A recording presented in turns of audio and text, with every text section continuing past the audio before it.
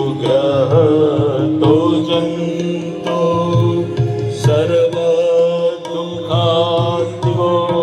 भवेत् तमहं सर्वदा वन्दे श्रीमद्वल्लभनन्दनम् अज्ञानतिमिरान्धस्य ज्ञानाञ्जनशलाकया चक्षुरुन्मीलितं येन तस्मै श्रीगुरुवे नमः।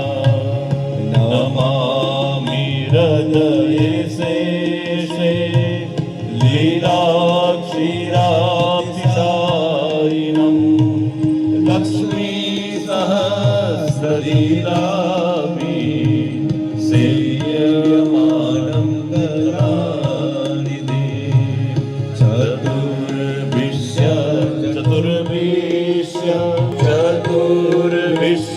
त्रिभिस्तथा षड्भिर्विराजते योऽसौ पञ्चधा हृदये मम पञ्चधा हृदये मम पञ्चधा हृदये।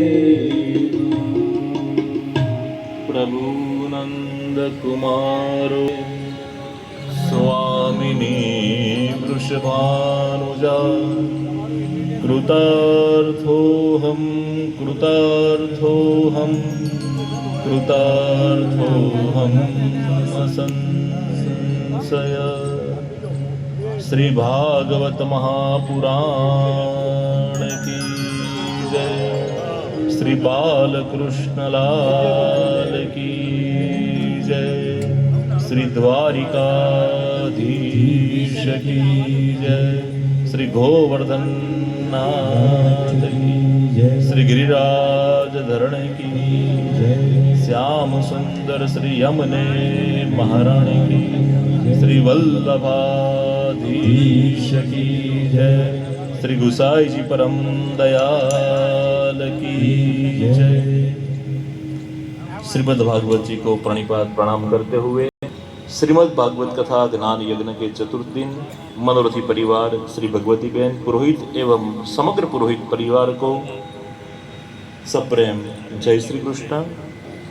श्री रोहित भाई, राजू भाई प्रेशवाड़ा, राजेंद्र भाई જેમની આજે એનિવર્સરી છે, શ્રી ભોગીભાઈ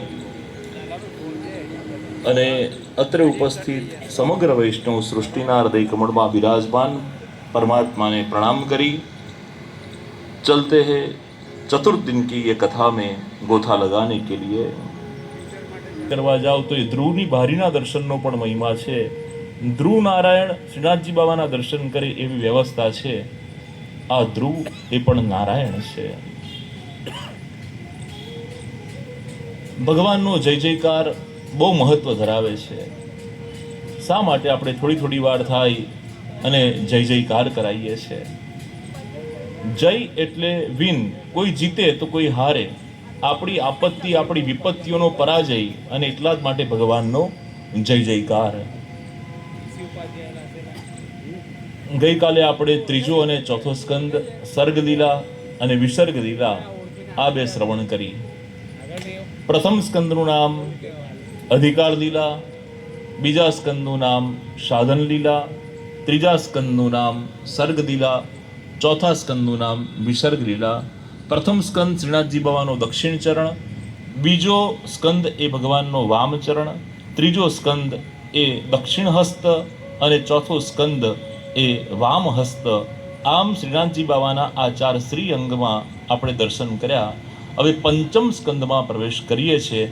પંચમ સ્કંદ શ્રીનાથજી બાબાનો દક્ષિણ ઉરુ સાથળનો ભાગ છે।